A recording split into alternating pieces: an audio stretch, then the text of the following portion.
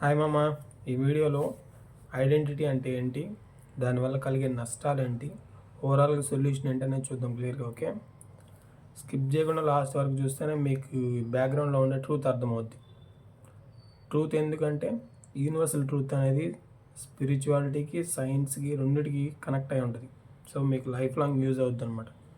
So that is the main purpose of my channel.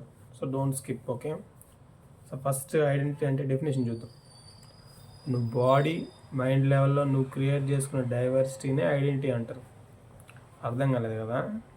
ఇప్పుడు తెలుగులో చూద్దాం.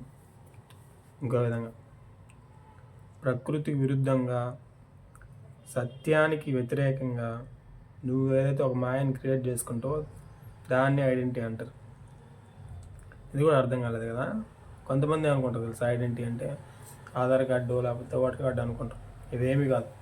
కొన్ని ఎగ్జాంపుల్స్ చెప్తా చూడండి, అప్పుడు అర్థమవుతుంది. బేసికల్లీ మన తెలుగు వాళ్ళకి ఏంటంటే అచ్చ తెలుగు రాదు, హై లెవెల్ డెప్త్ ఉన్నటువంటి ఇంగ్లీష్ కూడా అర్థం కాదు. అది బేసిక్ వర్డ్స్ అయినా కూడా. సో డెప్త్ను అర్థం చేసుకోవాలంటే ఎగ్జాంపుల్స్ కావాలి మనకి. ఇప్పుడు కొన్ని ఎగ్జాంపుల్స్ చెప్తా చూడండి. ఫస్ట్ మనం పుట్టగానే మనం క్రియేట్ చేసుకున్న ఐడెంటిటీ ఏంటంటే జెండర్. 2 బాడీ పార్ట్స్ని బేస్ చేసుకొని నువ్వు మగవాడని, లేడీ అని అట్లా డిసైడ్ చేస్తారనమాట. దాన్ని నువ్వు బ్లైండ్గా ఫాలో అవుతే ఏమవుద్దంటే రిస్క్ చూద్దాం.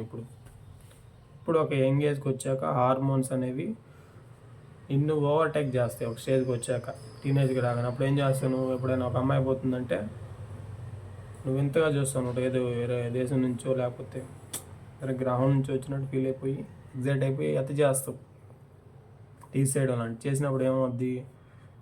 జనాలు పట్టుకొని కట్టేసి కొడతారు అనమాట చెట్టుకి. పోలీసులు వచ్చి కాన్స్టిట్యూషన్ పాయింట్ ఆఫ్ వ్యూ నిన్ను అరెస్ట్ చేసే లోపల జరగాల్సింది జరిగిపోద్ది. ఎందుకు? ఇండియా అనేది ఫ్యామిలీ సిస్టమ్ కాబట్టి, ఇక్కడ బ్యాక్గ్రౌండ్లో సనాతన ధర్మం అనేది ఫాలో అవుతున్నారు కాబట్టి they know what to do actually. So ఇట్లాంటి రిస్క్ అనేవి ఉంటాయి అన్నమాట జెండర్తో ఓవర్గా ఐడెంటిఫై చేసుకుంటే. సో ఎవరు ఏం పైనుంచి దిగరాలేదు కాబట్టి మనం ఈక్వల్గా ట్రీట్ చేస్తే డైవర్షన్ రెస్పెక్ట్ ఇస్తే ఏ ప్రాబ్లం ఉండదు. ఇంకొక పాయింట్ చెప్పా కదా, సనాతన ధర్మం ఫాలో అవుతున్నారని. అది ఇంకో ఎగ్జాంపుల్ ఏంటంటే, ఇప్పుడు మీరు హాలిడేస్ గమనించారు ఎప్పుడైనా? అవి ఎలా పడితే వాళ్ళు ఇచ్చారు, ఎమ్మెల్యేలు లేకపోతే సీఎంలో వాళ్ళ ఇష్టం కాదు అది. ఈ పంచాంగం ఎవరికైతే ఐడియా ఉంటుందో, మన సోలార్ సైకిల్ని బేస్ చేసుకొని ఒక క్యాలెండర్ ఉంది సపరేట్గా, దాన్ని బేస్ చేసుకొని వాళ్ళు డిక్లేర్ చేస్తే అప్పుడు ఈ పొలిటీషియన్స్ మనకి హాలిడేని ఇస్తారనమాట. అప్పుడు మనం ట్రిప్స్ వేస్తాం. So that is the main base for holidays. అంతేగాని ఈ పిత్రే వెస్ట్రన్ క్యాలెండర్ కాదు. Got it? సో ఇప్పుడు మీకు అర్థమైంది అనుకుంటా.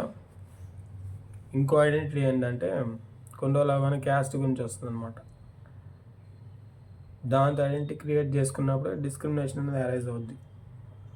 సో దాని గురించి జనాలకు బాగా ఐడియా ఉంటుంది ఆల్రెడీ. సో ఎక్కడెక్కడ ప్రాబ్లం వస్తుందంటే మెయిన్ అవతల డైవర్సిటీని మనం ఎప్పుడైతే రెస్పెక్ట్ చేయమో అక్కడ కాన్ఫ్లిక్ట్ అనేది ఇన్విటబుల్ అనమాట. ఇప్పుడు రోజ్ ప్లాంట్ వాల్యూ రోజుకు ఉంటుంది, బానియన్కి ట్రీ యొక్క వాల్యూ బానియన్ ట్రీకి ఉంటుంది. అది మనం అర్థం చేసుకోలేదు అనుకో, conflict is inevitable. Got it? దీనివల్ల నష్టాలు ఏంటంటే ఇంకోటి చూద్దాం. ఇప్పుడు సేమ్ గోత్రం లేదా సేమ్ క్యాస్ట్లో మ్యారేజ్ చేసుకుంటే ఏమవుద్దంటే సైంటిఫిక్గా ఈ మేనరకం పెళ్ళిళ్ళ వల్ల జీన్స్ నుంచి మనకి కొన్ని జబ్బులు అనేవి వస్తాయి అన్నమాట. అంటే పిల్లలు కొంతమంది చేతులు లేకుండా పుట్టడం, హ్యాండిక్యాప్డ్గా పుట్టడం లాంటివి ఉంటాయి. సో అందుకు మనం సైన్స్ అనేది తెలుసుకోవాలి. బ్యాక్గ్రౌండ్లో స్పిరిచువల్గా కూడా ఐడియా అనేది ఉండాలి. స్పిరిచువల్గా పాయింట్ ఆఫ్ వ్యూ ఎలా వస్తుందంటే తేడా మీకు ఏది ట్రూత్ ఏదో అర్థం కాదనమాట. గొర్రెలాగా పోతా ఉంటే ఏమవుద్ది? స్ట్రక్ అయిపోతారు ఐడెంటిటీస్కి. లైక్ ఇప్పుడు మీరు కొంతమంది చూస్తే ప్లేట్ వేయడానికి కూడా ఇది నా ప్లేట్ అంటారు అనమాట. సో అట్లా ఓవర్గా ఐడెంటిఫై క్రియేట్ చేసుకుంటే వాళ్ళు మూవ్ ఆన్ అవ్వలేరు. లైఫ్ లాంగ్ బాడీ మైండ్ లెవెల్లో స్ట్రక్ అయిపోయి ఉంటారు. వాళ్ళు స్పిరిచువల్గా గ్రో అవ్వలేరు ఎప్పటికీ. What it? కొంతమంది డ్రెస్తో క్రియేట్ చేసుకుంటారు, కొంతమంది పేరుతో క్రియేట్ చేసుకుంటారు, కొంతమంది లాంగ్వేజ్తో, స్టేట్తో, రీజియన్తో, రిలీజియన్తో. ఇది క్రేజీ. ఇంకా రిలీజియన్ వాళ్ళ గురించి చెప్పాలి మీకు ఒకటి. మీరు గమనిస్తే రిలీజన్ సింపుల్గా గొడవలు అవుతా ఉంటాయి. ఎందుకు చెప్పు, వాడు ఒకటి నమ్ముతాడు అనమాట. నువ్వు విగ్రహారాధన చేస్తే ఇంకొకటి నచ్చదు, ఇంకొకటి ప్రేయర్ చేస్తే అది నీకు నచ్చదు. సో ఇక్కడ మెయిన్ పాయింట్ ఏంటి, నువ్వు స్పిరిచువాలిటీని పక్కన పెట్టినప్పుడు నీకు ప్రతిదీ కాన్ఫ్లిక్టే. అందులోనే స్పిరిచువాలిటీ ఏదో నీకు ఐడియా ఉంటే ఏ సమస్య ఉండదు అనమాట. వాట్ ఇట్ స్పిరిచువాలిటీ అనేది నీ పర్సనల్, నీకు సంబంధించింది. అది బయట తిక్కుంటే దొరికేది కాదు. సో అలాంటి వాళ్ళు ఎప్పుడు బ్యాలెన్స్డ్గా ఇంటెలిజెన్స్ పాయింట్ ఆఫ్ వ్యూ ఉంటారు, వాళ్ళతో ఏం ప్రాబ్లం లేదు. ఈ బాడీ మైండ్ లెవెల్లో స్టక్ అయిన వాళ్ళే రిస్క్ అనమాట. సో దీనికి సొల్యూషన్ ఏంటంటే, ఇప్పుడు ఆల్రెడీ కాన్స్టిట్యూషన్ ఒకటి ఉంది, దాన్ని ఇంప్లిమెంట్ చేయడం main solution. At the same time మనం పర్సెప్షన్ మెయిన్, ఆ మైండ్ పర్సెప్షన్ అది మారిస్తే రిస్క్ లేకుండా ఉంటుంది అనమాట. లేకపోతే కాన్ఫ్లిక్ట్స్ అనేవి కంపల్సరీ జరుగుతాయి.